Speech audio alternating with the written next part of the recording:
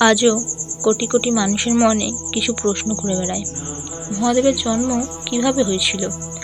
তার হাতে ত্রিশূল কেন থাকে? তার সত্যি কি কোনো বাবা মা ছিলেন? কেন গলায় জড়িয়ে থাকে বাসুকী নাগ? কেন মাথায় অর্ধচন্দ্র ধারণ করেন তিনি? তার জটা থেকে কেন নেমে এসেছে মাতা গঙ্গা? কেন শিবরাত্রিকে বছরের সবচেয়ে পবিত্র রাত বলা হয়? ব্রহ্মার মাথায় কেন ছেদন করেছিলেন তিনি? আর পৃথিবীর সবচেয়ে রহস্যময় স্থান কৈলাস পর্বতকে কেন কেউ আজও জয় করতে পারেনি? এই সবেরই প্রশ্নের উত্তর জানবো হাজার বছরের পুরাণে এবং লোকবিশ্বাস এবং প্রাচীন কাহিনীতে। এই সব প্রশ্নের উত্তর রয়েছে হাজার বছর পুরাণ এবং লোকবিশ্বাস এবং প্রাচীন কাহিনীতে। নমস্কার বন্ধুরা, আমি মিষ্টু আর তোমরা দেখছো গল্পনির।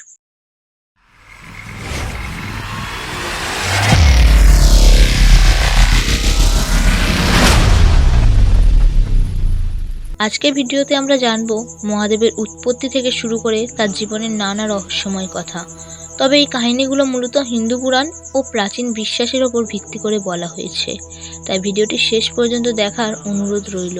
শেষের দিকে আমরা জানবো কৈলাস পর্বতের এমন কিছু রহস্য যা আজও মানুষকে ভাবিয়ে তোলে। তাহলে আর দেরি না করে চলুন শুরু করা যাক আজকের ভিডিও। আজ থেকে হাজার হাজার বছর আগে, যখন এই পৃথিবী, আকাশ, সূর্য, চাঁদ কিছুই ছিল না, তখন চারিদিকে শুধু অসীম অন্ধকার আর নিস্তব্ধতা বিরাজ করছিল। সেই সময় যেন থেমেছিল সময়, সৃষ্টি তখনও শুরুই হয়নি। কিন্তু সেই শূন্যতার মধ্যেও এক অসীম শক্তি বিরাজ করছিল। সেই শক্তির কোনো শুরু ছিল না, কোনো শেষ ছিল না। সেই শক্তিকে হিন্দু পুরাণে মহাদেব বা শিব বলা হয়েছে। তাই বহু মানুষের মনে প্রশ্ন জেগেছিল, যদি শিবের জন্ম হয়ে থাকে তাহলে তার বাবা মা কে ছিলেন? এই প্রশ্নের উত্তর জানতে হলে আমাদের পুরাণের দিকে তাকাতে হবে। পুরাণে বলা হয়েছে মহাদেব সাধারণ মানুষের মতো জন্ম নেয়নি। তিনি কারোর গর্ভে জন্মগ্রহণ করেননি, তাই তার কোনো জৈবিক বাবা বা মা নেই। এমন কথা অধিকাংশ পুরাণেই বলা হয় না, বরং বলা হয়েছে তিনি অনাদি, অর্থাৎ যার কোনো শুরু নেই। তিনি অনন্ত, অর্থাৎ যার কোনো শব্দ নেই। তিনি নিজেই নিজের প্রকাশ। একটি কাহিনীতে বলা হয়, এক সময় ব্রহ্মা ও বিষ্ণুর মধ্যে কে বড় তা নিয়ে তর্ক শুরু হয়। ঠিক সেই সময় তাদের সামনে হঠাৎ আকাশ ভেদ করে এক বিশাল আগুনের স্তম্ভ দেখা দেয়। সেই আগুনের স্তম্ভের শুরু কোথায়, শেষ কোথায় তা কেউ খুঁজে পেল না। বিষ্ণু নিচের দিকে খুঁজতে গেলেন, ব্রহ্মা উপরের দিকে খুঁজতে গেলেন। বহু চেষ্টা করেও সেই স্তম্ভের শেষ খুঁজে পেল না কেউ। অবশেষে সেই অসীম জ্যোতির মধ্য থেকে প্রকাশ পেলেন মহাদেব। তখন ব্রহ্মা ও বিষ্ণু বুঝতে পারলেন এই শক্তির কোনো শুরু নেই, এই শক্তিই মহাদেব। সেই কারণেই আজও শিবকে সৃষ্টি, স্থিতি, প্রলয়ের অতীত এক চিরন্তন শক্তি হিসাবে মানা হয়। কিন্তু প্রশ্ন এখানেই শেষ নয়। যদি মহাদেব অনাদি হন, তাহলে তার হাতে ত্রিশূল কেন? এবার আমরা সেই রহস্যেরই উত্তর জানব। মহাদেবের হাতে থাকা ত্রিশূল শুধু একটি অস্ত্র নয়, এটি তার শক্তি, ন্যায় এবং ভারসাম্যের প্রতীক। কথায় আছে, সৃষ্টি শুরু হওয়ার পর পৃথিবীতে যখন অন্যায়, অহংকার আর অশুভ শক্তি বাড়তে লাগলো, তখন সেই শক্তিকে দমন করার জন্য মহাদেব একটি বিশেষ অস্ত্র ধারণ করেন। সেটি হলো ত্রিশূল। ত্রিশূলের তিনটি ধার, শুধু তিনটি লোহার ফলক নয়। পুরাণ অনুযায়ী এগুলি তিনটি শক্তির প্রতীক। প্রথম ধার সৃষ্টি বা নতুন শুরুর প্রতীক, দ্বিতীয় ধার পালন বা রক্ষার প্রতীক, আর তৃতীয় ধার ধ্বংসের প্রতীক। তবে এই ধ্বংস কোনো প্রতিহিংসার জন্য নয়। যখন পৃথিবীতে অন্যায় সীমা ছাড়িয়ে যায়, তখন নতুন সৃষ্টির পথ তৈরি করতেই মহাদেব অশুভ শক্তিকে ধ্বংস করেন। আরও একটি বিশ্বাস রয়েছে, ত্রিশূলের তিনটি ধার মানুষের তিনটি বড় শত্রুকেও বোঝায়: অহংকার, লোভ এবং অজ্ঞানতা। যে মানুষ এই তিনটি দুর্বলতাকে জয় করতে পারে, সে নিজের জীবনকে সঠিক পথে পরিচালিত করতে পারে। তাই মহাদেবের ত্রিশূল শুধু যুদ্ধের অস্ত্র নয়, এটি মানুষকে সঠিক পথ দেখায়। কথায় আছে, অসুরদের বিরুদ্ধে বহু যুদ্ধে মহাদেব এই ত্রিশূল ব্যবহার করেছিলেন। তার হাতে এই অস্ত্র থাকায় দেবতা ও ঋষিরা বিশ্বাস করেন, যত বড় বিপদই আসুক না কেন, মহাদেব সকলকে রক্ষা করবেন। এই কারণেই ভক্তরা আজও ত্রিশূলকে শক্তি, সাহস, ন্যায় এবং অশুভের বিরুদ্ধে বিজয়ের প্রতীক হিসাবে মানে। কিন্তু মহাদেবের আরেকটি রহস্য আজও অনেককে অবাক করে। এত ভয়ঙ্কর একটি বিষধর সাপ তিনি গলায় কেন ধারণ করেন? এর পিছনেও রয়েছে এক আশ্চর্য কাহিনী। এবার আমরা সেই ঘটনায় জানব। মহাদেবের গলায় জড়িয়ে থাকা বাসুকী নাগকে দেখে অনেকের মনেই প্রশ্ন জাগে, পৃথিবীতে এত প্রাণী থাকতেই তিনি কেন একটি বিষধর সাপকেই নিজের অলংকার হিসেবে বেছে নিলেন? এর পিছনে রয়েছে এক গভীর পৌরাণিক কাহিনী। একসময় দেবতা ও অসুররা অমৃত পাওয়ার জন্য সমুদ্র মন্থন করার সিদ্ধান্ত নেন, কিন্তু সমুদ্র মন্থন করা এত সহজ ছিল না। তাই মন্দারচল পর্বতকে মন্থনের দণ্ড এবং নাগরাজ বাসুকীকে দড়ি হিসাবে ব্যবহার করা হয়। সমুদ্র মন্থন শুরু হতেই একের পর এক অমূল্য রত্ন বের হতে লাগলো, কিন্তু হঠাৎ সমুদ্রের গভীর থেকে বেরিয়ে এলো এক ভয়ঙ্কর বিষ। সেই বিষের নাম ছিল কালকূট। সেই বিষের তাপে আকাশ, পৃথিবী, নদী, পাহাড় সবকিছু ধ্বংসের মুখে পড়ে গেল। দেবতা, অসুর, মানুষ কেউই সেই বিষের কাছে টিকতে পারছিল না। তখন সবাই ছুটে গেলেন মহাদেবের কাছে। মহাদেব বুঝতে পারলেন এই বিষ যদি পৃথিবীতে ছড়িয়ে পড়ে তাহলে সমস্ত পৃথিবী ধ্বংস হয়ে যাবে। পৃথিবীকে রক্ষা করার জন্য তিনি কোনো দ্বিধা না করে সেই ভয়ঙ্কর বিষ নিজের হাতে তুলে নিলেন এবং পান করে ফেললেন। ঠিক তখনই দেবী পার্বতী দ্রুত এসে তার গলা চেপে ধরলেন, যাতে বিষটি শরীরের ভেতরে না ছড়িয়ে পড়ে। ফলে বিষটি মহাদেবের কণ্ঠেই আটকে যায়। সেই থেকেই তার কণ্ঠ নীল হয়ে যায় এবং তিনি নীলকণ্ঠ নামে পরিচিত হন। এই ঘটনার পর নাগরাজ বাসুকী মহাদেবের ত্যাগে এতটাই মুগ্ধ হন যে তিনি চিরকাল মহাদেবের সঙ্গে থাকার ইচ্ছা প্রকাশ করেন। মহাদেবও তার সেই ভক্তিকে সম্মান জানিয়ে বাসুকীকে নিজের গলায় ধারণ করেন। আরও একটি বিশ্বাস রয়েছে, সাপ মানুষের ভয়, মৃত্যু এবং সময়ের প্রতীক। মহাদেব সেই সাপকেই গলায় ধারণ করে বুঝিয়ে দিয়েছেন, যিনি নিজের ভয়কে জয় করতে পারেন, মৃত্যু পর্যন্ত তার উপর আধিপত্য বিস্তার করতে পারে না। তাই মহাদেবের গলায় বাসুকী নাগ শুধু একটি অলংকার নয়, এটি নিশ্চয়তা, আত্মসংযম এবং জীবনের ওপর সম্পূর্ণ নিয়ন্ত্রণের প্রতীক। কিন্তু এখানেই রহস্য শেষ নয়। মহাদেবের মাথায় যে অর্ধচন্দ্র দেখা যায় তা কেন? পূর্ণচাঁদ নয় কেন? শুধু অর্ধচন্দ্রই কেন? এবার আমরা সেই কাহিনী জানতে চলেছি। মহাদেবের মাথায় অর্ধচন্দ্রের ছবি আমরা ছোটবেলা থেকেই দেখে আসছি, কিন্তু কখনো কি ভেবে দেখেছেন তিনি পূর্ণচাঁদ নয়, শুধু অর্ধচন্দ্রই কেন ধারণ করেন? এর পিছনেও রয়েছে একটি সুন্দর পৌরাণিক কাহিনী। একসময় প্রজাপতি দক্ষ তার ২৭ জন কন্যার বিয়ে দেন চন্দ্রদেবের সঙ্গে। এই ২৭ জন কন্যাই ছিল আকাশের ২৭টি নক্ষত্রের প্রতীক। কিন্তু বিয়ের পর চন্দ্রদেব শুধু রোহিণীকেই বেশি ভালোবাসতেন, অন্য স্ত্রীদের প্রায় গুরুত্বই দিতেন না। এতে অন্য কন্যারা খুব কষ্ট পেয়ে তাদের বাবা দক্ষের কাছে অভিযোগ করেন। সব কথা শুনে দক্ষ চন্দ্রদেবকে সতর্ক করেছিলেন, কিন্তু চন্দ্রদেব নিজের আচরণ বদলালেন না। অবশেষে রাগে দক্ষ তাকে অভিশাপ দিলেন, আজ থেকে তোমার জ্যোতি ধীরে ধীরে কমে যাবে, একদিন তুমি সম্পূর্ণ শক্তিহীন হয়ে পড়বে। অভিশাপ পাওয়ার পর চন্দ্রদেবের আলো প্রতিদিন কমতে শুরু করলো। পৃথিবীতে অন্ধকার নেমে এলো। দেবতারা চিন্তিত হয়ে পড়লেন। শেষ পর্যন্ত চন্দ্রদেব মহাদেবের শরণাপন্ন হলেন।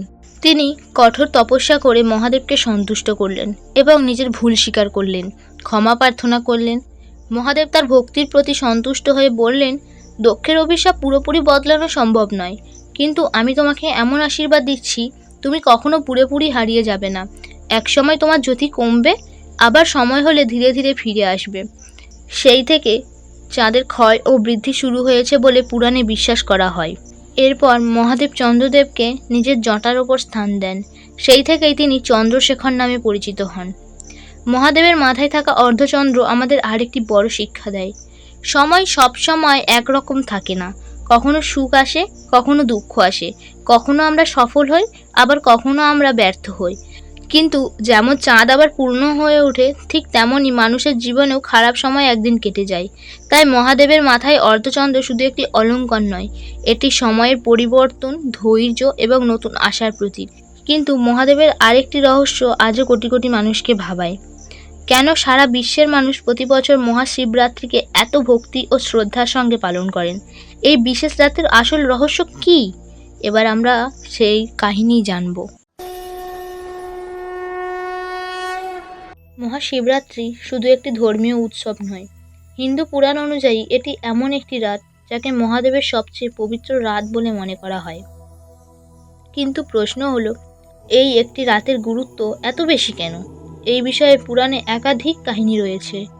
একটি প্রচলিত বিশ্বাস অনুযায়ী এই রাতেই মহাদেব ও দেবী পার্বতীর বিবাহ সম্পন্ন হয়েছিল। তাই ভক্তরা এই দিনটিকে শুভ মিলনের প্রতীক হিসাবে পালন করেন। আবার আরেকটি কাহিনীতে বলা হয়েছে, রাতে ব্রহ্মা ও বিষ্ণুর সামনে অসীম জ্যোতিস্তম্ভ হিসাবে মহাদেব প্রথম প্রকাশিত হয়েছিলেন। সেই কারণেও এই রাতকে অত্যন্ত পবিত্র বলে মনে করা হয়। আরও একটি বিশ্বাস আছে, সমুদ্র মন্থনের সময় যখন কালকূট বিষ বেরিয়ে এসেছিল, তখন পৃথিবীকে রক্ষা করার জন্য মহাদেব সেই বিষ পান করেছিলেন। অনেক ভক্ত মনে করেন সেই ত্যাগের স্মরণেও এই শিবরাত্রি বিশেষভাবে পালন করা হয়। এই দিনে লক্ষ লক্ষ ভক্ত উপবাস করেন, শিবলিঙ্গে জল, দুধ ও বেলপাতা নিবেদন করেন এবং সারা রাত জেগে মহাদেবের নাম স্মরণ করেন। লোকবিশ্বাস অনুযায়ী এই রাতে ভক্তি ভরে মহাদেবকে স্মরণ করলে মন শান্ত হয়, জীবনে বাধা কাটে এবং ভালো কাজ করার শক্তি পাওয়া যায়। তবে মনে রাখতে হবে, শিবরাত্রির আসল শিক্ষা শুধু উপবাস করা নয়, এর আসল শিক্ষা হলো অহংকার ত্যাগ করা, সত্যের পথে চলা, নিজের মনকে শান্ত রাখা এবং অন্যের মঙ্গল কামনা করা। এই কারণে হাজার হাজার বছর ধরে কোটি কোটি মানুষ মহাশিবরাত্রিকে গভীর শ্রদ্ধার সঙ্গে পালন করে আসছেন। কিন্তু মহাদেবের সবচেয়ে বড় রহস্য এখনও বাকি। কৈলাস পর্বতে এমন কি আছে যা পৃথিবীর আর কোথাও নেই? আজও কেন সেই কৈলাস পর্বতে ঘিরে এত রহস্য? চলুন এবার আমরা জানব কৈলাস পর্বতের সেই বিস্ময়কর রহস্য। আমরা এবার পৌঁছে গেলাম আজকের ভিডিওর সবচেয়ে রহস্যময় অংশে। কৈলাস পর্বতের নাম শুনলেই সবার মনে একটাই প্রশ্ন জাগে, মহাদেব কেন এই পর্বতকে নিজের বাসস্থান হিসেবে বেছে নিয়েছিলেন? পুরাণে বলা হয়েছে, কৈলাস শুধু একটি পাহাড় নয়, এটি মহাদেব ও দেবী পার্বতীর বাসস্থান। এখান থেকেই মহাদেব সমস্ত পৃথিবীর দিকে নজর রাখেন, ধ্যানের মাধ্যমে বিশ্বজগতের ভারসাম্য বজায় রাখেন। কৈলাস পর্বত বর্তমানে তিব্বত অঞ্চলে অবস্থিত। হাজার হাজার বছর ধরে এটি হিন্দু, বৌদ্ধ, জৈন এবং বর্ণ ধর্মের অনুসারীদের জন্য অত্যন্ত পবিত্র স্থান হিসাবে পরিচিত। অনেক মানুষ বিশ্বাস করেন কৈলাসের মধ্যে এক এমন অলৌকিক শক্তি রয়েছে যা অন্য কোথাও নেই। আরও একটি প্রচলিত বিশ্বাস হলো, আজ পর্যন্ত কেউ কৈলাস পর্বতের চূড়ায় সফলভাবে আরোহণ করতে পারেননি। অনেক অভিযাত্রী চেষ্টা করলেও নানা কারণে ফিরে এসেছেন। তবে এই বিষয়টি নিয়ে নানা মত রয়েছে এবং অলৌকিক ঘটনার দাবিগুলোর পক্ষে নিশ্চিত বৈজ্ঞানিক প্রমাণ নেই। কৈলাসকে ঘিরে আরও একটি বিশেষ প্রথা রয়েছে। ভক্তরা এই পর্বতে ওঠার চেষ্টা করেন না, বরং পুরো পর্বতের চারপাশে হেঁটে প্রদক্ষিণ করেন। তাদের বিশ্বাস, এই প্রদক্ষিণ ভক্তির প্রকাশ এবং আত্মশুদ্ধির একটি পথ। পুরাণে বলা হয়েছে, মহাদেব যখন গভীর ধ্যানে থাকেন তখন কৈলাসের পরিবেশ সম্পূর্ণ শান্ত হয়ে যায়। সেই কারণে এই স্থানকে ধ্যান, ত্যাগ এবং আত্মজ্ঞান অর্জনের প্রতীক হিসাবে দেখা হয়। অনেক সাধু সন্ন্যাসীরা বিশ্বাস করেন, কৈলাসের প্রতিটি নীরবতার মধ্যেও মহাদেবের উপস্থিতি অনুভব করা যায়। এই কারণেই কোটি কোটি মানুষের কাছে কৈলাস শুধু একটি পর্বত নয়, এটি বিশ্বাস, ভক্তি এবং আধ্যাত্মিকতার এক অনন্য প্রতীক। এবার আমরা জানব ব্রহ্মার মাথা কেন ছেদন করেছিলেন মহাদেব, এর পিছনের রহস্য কী। হিন্দু পুরাণের প্রচলিত কাহিনী অনুযায়ী ব্রহ্মার প্রথমে 5টি মাথা ছিল। পরে একটি ঘটনার কারণে মহাদেব তার একটি মাথা ছেদন করেন, ফলে ব্রহ্মার 4টি মাথা থেকে যায়। এবং প্রচলিত কাহিনীতে বলা হয়, ব্রহ্মার অহংকার বেড়ে গিয়েছিল এবং তিনি নিজেকে সর্বশ্রেষ্ঠ বলে দাবি করছিলেন। তখন মহাদেব তার অহংকার দূর করার জন্য একটি মাথা ছেদন করেন। এরপর থেকে ব্রহ্মাকে 4 মাথার রূপেই দেখা যায়। বর্তমানে অধিকাংশ মন্দিরে ব্রহ্মাকে 4 মাথা সহ দেখানো হয়। এই 4টি মাথা 4 বেদ, ঋগ্বেদ, যজুর্বেদ, সামবেদ এবং অথর্ববেদের প্রতীক বলে মনে করা হয়। আপনাদের কাছে কোন রহস্যটি সবচেয়ে বেশি অবাক করার মতো হয়েছে? কমেন্টে অবশ্যই জানাবেন। ভিডিওটি যদি ভালো লেগে থাকে অবশ্যই একটি লাইক করুন, বন্ধুদের সঙ্গে শেয়ার করে দিন এবং গল্পনিক চ্যানেলটিকে সাবস্ক্রাইব করে পাশে থাকা বেল আইকনটি প্রেস করবেন। আমি মিষ্টু আজ এখানেই বিদায় নিচ্ছি।